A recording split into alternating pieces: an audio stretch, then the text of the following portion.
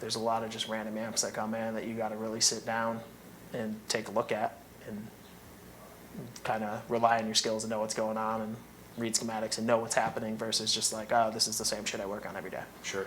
But that's what sparks new, designs in my head or influences or whatever, because it's not just the same metal amps that I go to my bedroom or to my band practice room and plug into every day. You always see something different, which is cool.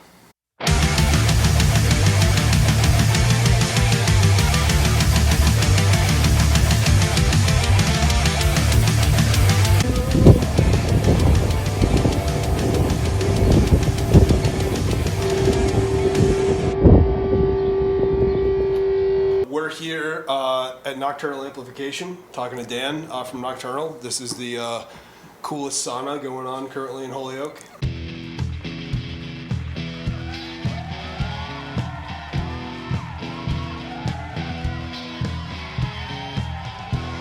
So Dan, you repair and build amplifiers. Correct. So thanks for taking the time Welcome. to talk to us. Jumping right into it, kind of what's your story? How'd you get into guitar? How'd you get into building amps, and how'd you lead to where you are now? Yep. So I've always been a musician. I play guitar. I used to professionally tour for many years. That kind of got me interested in having gear that's more reliable and not just breaking all the time. Hence kind of where I got into the repair work. Originally, early 2000s, I started building pedals. That really stemmed from being a broke kid who couldn't afford a Dallas Arbiter fuzz face. So I was like, I could just build that. There's 3 fucking parts in it. Right. So that was where that started. And then kind of just in general, electronics repairs is where Nocturnal started. After that, I got more into actual tube amps and working and repairing those, and then building and designing and really pushing myself to learn more of why amps work, how they work, part proximity, all that kind of stuff that really matters for building and designing stuff. Yeah.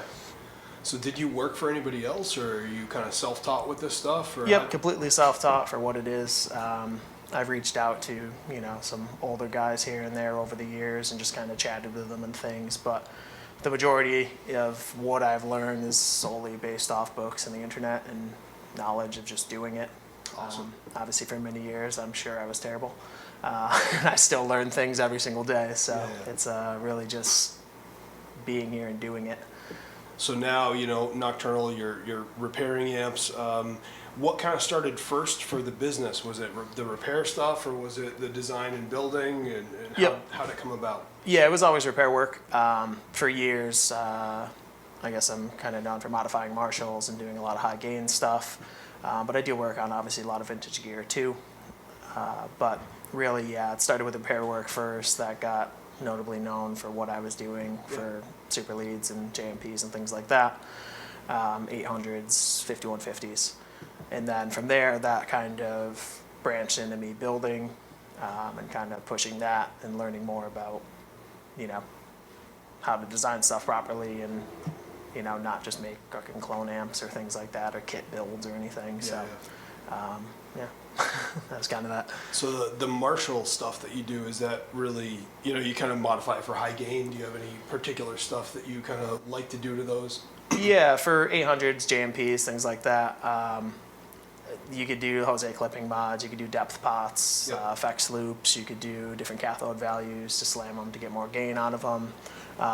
Do cascading gain if you want to keep it something simple, just like a one-wire cascade gain pot thing for the 2 volumes.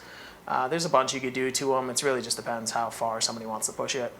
Nowadays, it's kind of a little different because obviously prices of vintage gear. So at that point, is it really worth kind of venturing into a super high depth or high, modded amp if it already hasn't been drilled into or anything? Right.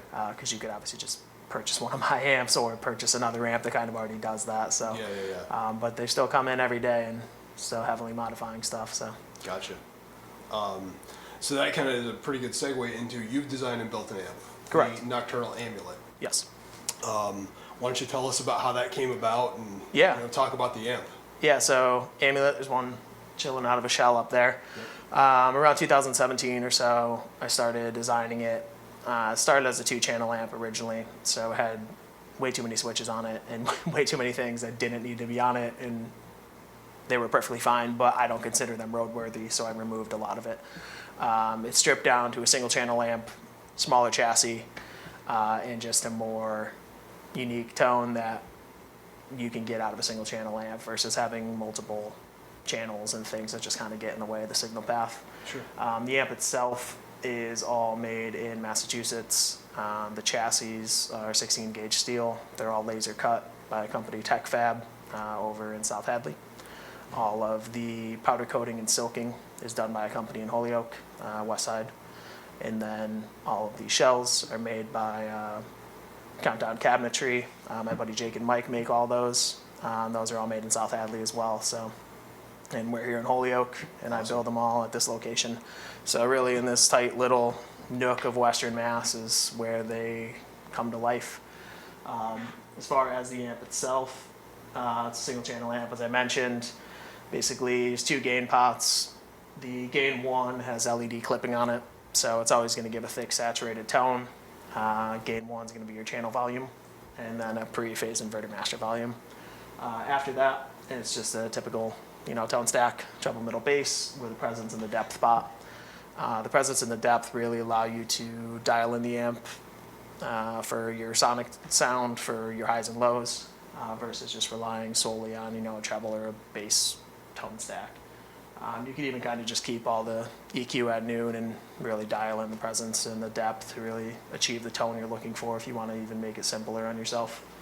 On the back, there's an effects loop, basic series loop, and then there's another switch as well for a clipping stage, which basically just adds in some transistor clipping, gives you a little more compression, gives you more gain, lowers that volume a lot, which is good for angry sound guys, bedroom rockers, whatever, or just in general in the studio if you really want to push something and get that super thick saturated tone. Obviously plays great with any sort of boost or pedals, whatever you're putting into it, but you can still use it just as an amp. You don't have to really plug things into it if you don't want to. That being said, it was definitely designed for gain, but if you pull back the gain, and depending very much solely on how you play guitar, what guitar you're using, or your picking style, hand style, it's a very articulated amp. You can, put a Tele single coil through it, and clearly it's not going to sound like Meshuggah anymore. Right. It's going to just sound like a creamy blues amp with a lot of articulation and 3D sound. So, kind of does a lot for what it is. All hand built, all populated on the tag board by me, and that's really it. It's as simple as you could really get for a 100 watt 3 preamp tube amp. Awesome. Yeah. So it was designed to be a higher gain amp. It was, yeah. I originally voiced it with, I have an Aristide 7 string that I keep in A sharp.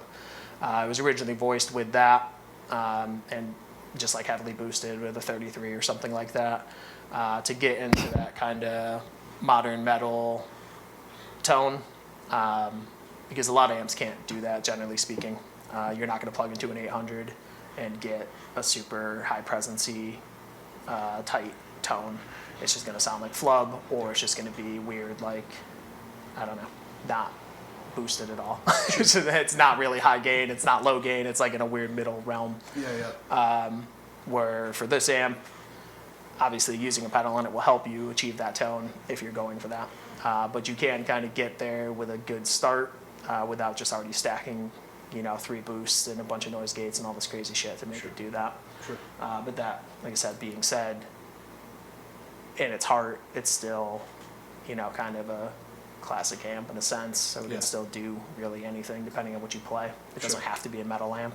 Right. And that's kind of how we designed it too, is I didn't want it to just look like a metal amp, or, kind of someone to just see it and be like, oh, all that does is low tuned, whatever. Because it's the player. The amp's just whatever. It's a musical device. It does whatever you make it do. So don't be afraid to turn knobs and not just keep shit at fixed points, or, oh, I set everything to this or that or whatever. It's a musical instrument. You tune your guitars, tune that. That's all an EQ is. Like, you don't just pick up a guitar and be like, oh, it sounds like this. I always keep it like this. Sure. So it does the high gain thing. It will do other, it does lower gain stuff. Yeah, for sure. More classic tones. That being said, it handles detuned stuff and low tuned, things very well. Yes, it does. So it's like you said, depending on the guitar you put into it is very depending on how it's going to sound, as well as obviously the output of your pickup as well. With any style, PAF, not boosted with multiple drives or anything, or like OD pedals. Yeah. It's just going to give you, a creamy blues amp.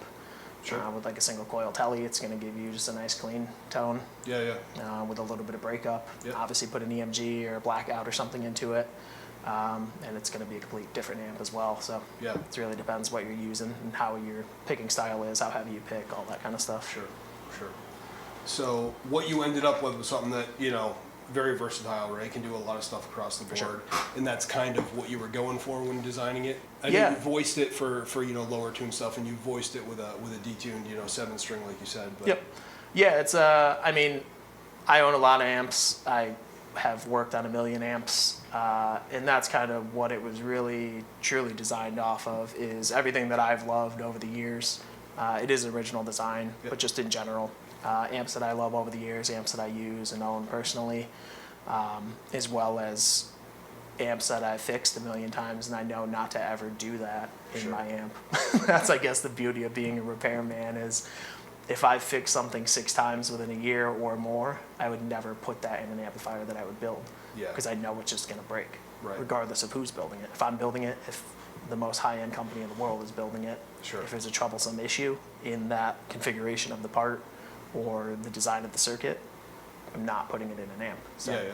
that's kind of the nice part of it. Awesome. Yeah, so that was actually going to be one of my other questions. So how much did your repair work influence your design on that? Sounds like quite a bit. Yeah, very much so. And like I said, over the years too, just modifying amps and manipulating stuff to do other things is really what kind of gets you into, I guess, wanting to design stuff. You're already modifying stuff as it is and making circuits do what you want them to do. That's kind of just how far you can push it and what new things you learn from doing that, which is always, fun or not fun, depending on the situation. Could suck, but I guess that's what's fun for me. It's always just, like I said, I learn something new every day, and there's always some weird shit that comes into the shop. Yes, there's a lot of 5150s, dual racks, JMPs, 800s, whatever. But I mean, there's a Sims Watt sitting over there. There's some old Dan Electro. There's a V4.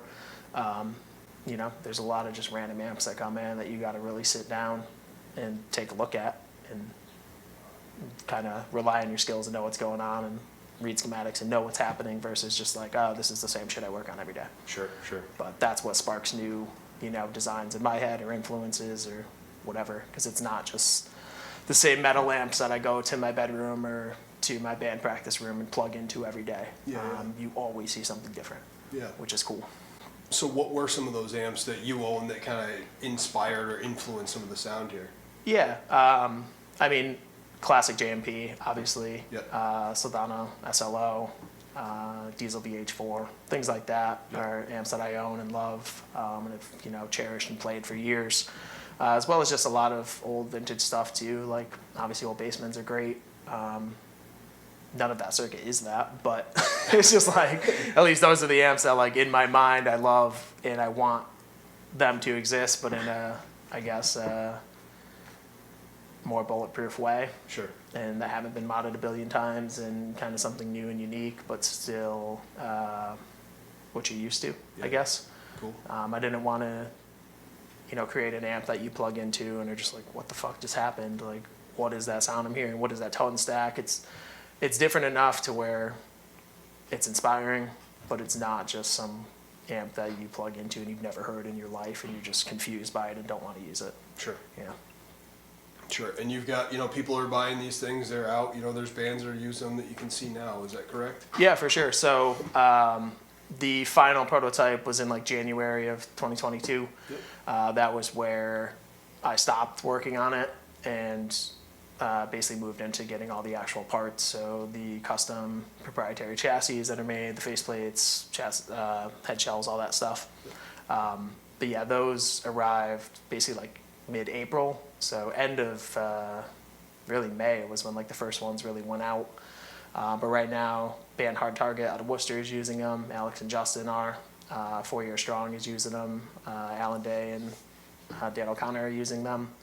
And there's a few other that I have in the works right now that I don't want to mention, obviously, because I haven't gotten the ramps, but those are, I mean, it's like notably who's using them. Besides that, there's obviously been a bunch that have sold for, you know, local bands and just artists in general, so. Awesome. What's the feedback been on the amp so far? It's been great. It's been obviously reliable. It's as bulletproof as you can make it as far as a hand-built, hand-wired amp. But yeah, as I was kind of saying, it's just new, inspiring, but also familiar. Yeah. It's not something that you plug into and are just confused, like I was saying. Sure. And you were kind enough to let me, you know, check one out at one point. For sure. You know what I mean? And I'm a Strat guy, right? So I brought a Strat. You know what I mean? And It works. You know, it worked great. You know what I mean? It was. I think the way you described it was a familiar tone. You know what I mean? And it felt, for a 100-watt amp, it didn't really feel like the amp was not being used to its full potential, which was cool. For sure, which is it's a unique thing too. So I guess that's like a kind of a two-part thing. Is the amp itself, for it being a 100-watt amp, it's loud obviously, but it's not unbearingly loud because of the amount of compression that I have inherently put into the amp. So it is kind of tamed for being 100 watts. A lot of people think of a 100-watt amp as some like unusable beast. The master is very usable on it. The clipping switch on the back drops you extremely low as well, if need be, for lower volumes. Sure. But it is a very usable 100 watts, which is great. A lot of people just think of like a Mark V or something that's like the loudest amp in the world, and you can't even use it, so that's why they buy a 20-watt amp or something and try to use some little low-watt EL84 amp. But you don't really need to do that with this amp, so don't be scared that it's 100 watts. But that being said, back to kind of the Strat, you know, and whatever. It's depending on what the customer plays and the client wants to play. Like I said, I brought it out to a band spot a couple weeks back, and the kid was using a telly, and the gain was like off, but it, you know, it sounded great for what he was using. He just used a super bright, chimey, clean sound. So Awesome. Does a lot for a single channel amp with no clean tone. I mean, depending on your pickups, the clean tone is either going to be like a 70s rock and roll, you know, made in Priest kind of tone, or it could actually be clean if you pick light and you got your volume rolled down a bit and you're using a low output pickup. Awesome. So what else do you know, as Nocturnal, right, as your business, what else do you do? You know, do you have any other products or services or? Yeah, for sure. There's a couple other things I do. I make voltage boxes.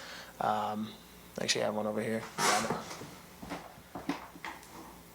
So here's another product that I make. It's just like a step-down voltage box for wall voltage. So what it does is takes 120 volts or 125, whatever the wall is fluctuating at, and steps it down to either 115 or 108. The reason why those exist and are used are for vintage amplifiers. Anything pre-1984 technically was designed to have wall current at 110 or lower, sometimes 115. But a lot of vintage amps can't take the current wall power. What that does with the current wall power is inherently it raises the bias as well as it raises your plate voltage, because it's all connected to the secondaries of the output transformer as well as to obviously the secondaries on the power transformer. So certain vintage amps, if they were made with a small rated cap, so 400 or less, sometimes you could just blow up the amp because it's getting too much power and driven into those components. Or you'll just red plate it, you'll go through tubes a lot, or just blow the transformer. So really what that designed for is to drop that wall voltage down to safely use vintage amps. Or you could even just get a brown sound or kind of like a crossover distortion with modern amps if you really want to, because it's going to starve the power on a modern amp, but it will, like I said, inherently lower that bias as well, which is kind of cool of an effect if you're going for that. So Nocturnal. Anything else you want to mention about the business or plug? How can people get a hold of you? How can people find you? You know. So all social media, all email, website, it's all just Nocturnal Amplification. So nocturnalamplification.com, @gmail.com. Or the Instagram as well. Most of my promoting I just do on Instagram. The website's updated. There is purchase links on it. You can buy any of the products on the website. You could also just send me an email or, DM if you need more information about repairs, about drop-off locations, pricing, all that kind of stuff. I'm a single person, so I'm pretty easy to get a hold of if you're not, getting a hold of some corporation where it's some like random person who doesn't know what you're talking about. I get back pretty quick, even turnarounds for repairs, usually 2 weeks out, a week for the parts to arrive if you need them, then just another week to get it done. Amp builds at this point too, pretty much are like 2 to 3 weeks out, depending. So we've been doing a deposit, 50%, which just gets all the parts on order, gets everything ready to start getting built. And then basically once you pick up, then the remainder's due. So pretty simple. Voltage boxes are always available. Those are just a couple days out for me to just grab the parts and get them built. But those are, obviously less costly and just easier for someone to grab and try out and see what it does. Are there any opportunity, if anybody's interested in the amulet, is there any opportunity for them to try one or check one out? Yeah, for sure. So I'm always at this location in Holyoke, pretty much Tuesday 8 to 5, and then Thursday through Saturday 8 to 5. So anyone is welcome to come try them. There's always enough cabs here and always one built up, regardless if it's in a shell or not. It's always ready to be demoed. So definitely I encourage it.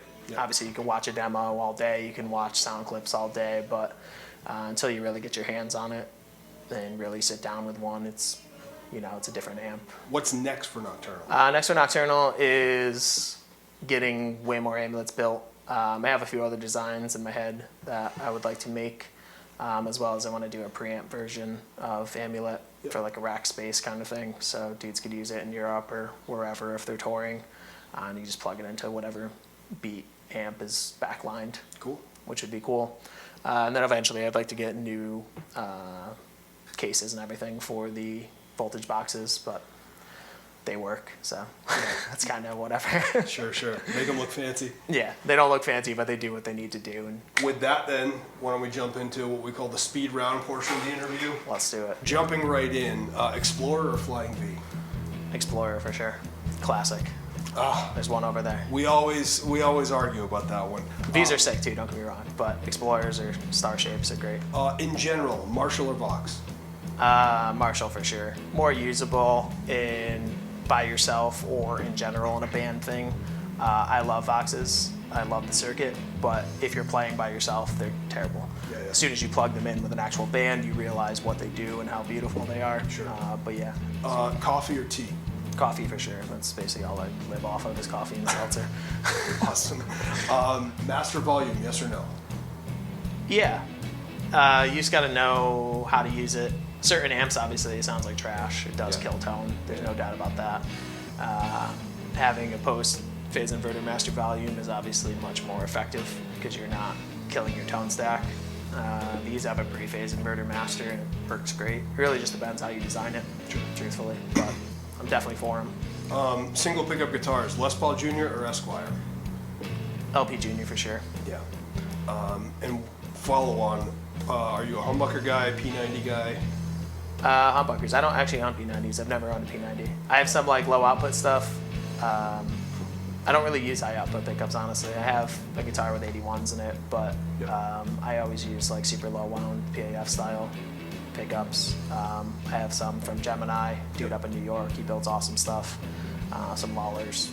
I mean, I've always been kind of low gain. I had T-tops for years. Would you choose a Tweed Deluxe or a Deluxe Reverb? Probably a 5E3. Reverbs are cool. But if I were to go that route, I'd probably go brown, like a brown one instead of a black anyways, honestly. Yep. Tube Screamer or Rat? TS9 or 808 all day. I don't like Rats. I have them, I just don't like them. Got it. For cables, are you a soldered cable or solderless cable guy? Solder, 100%. Solderless cables, you're doomed to die one day. You just failed. You might as well burn right now. And sneakers or boots? I don't know, I wear Vans. There you go. I don't really wear boots. You mentioned vintage amps. Do you have a particular favorite vintage amp? Yeah, I mean like early whatever, like the 62 Basements are rad. Obviously any Plexi or JMPs are great. Pretty classic stuff. I don't really I've owned a lot of vintage gear. I've sold a lot of vintage gear. I don't own anything vintage at the moment. The most vintage thing I own is a 5150. So like I don't really own anything vintage anymore. Got it. But any classic tweed stuff is obviously great. Yep. Any, you know, brown or white is great. You know, all those classic circuits. Awesome. AC30s are cool too. Yeah. And although you work on modern stuff, you work on, you know, that vintage stuff as well. So. Oh yeah, for sure. Yeah, I mean, amps are amps. I mean, realistically, they're all the same thing. So once you have just a knowledge of electronics, it doesn't really matter what the amp is. I feel, from at least what I've seen in my practices, is guys who are kind of solely dependent on fixing vintage amps are terrified of high gain, multi-channel, PCB, you know, multiple things going on that they just don't understand. But if you could fix that, then, you know, replacing some caveman ass giant resistor or capacitor in a vintage amp is the easiest thing in the world, realistically. So Awesome. I'm all for it. I work on anything. And if I can't, I let the person know. Or if I don't want to work on it, I just let them know. Cool. All right. That was everything I had. Anything else you want to add or throw in there? No, I'm good. Thanks for coming out and, All right. you know, doing this. Well, thank you for, you know, being a gracious host and letting us come and, you know, Right now. invade your space for a little while. So It's fine. awesome.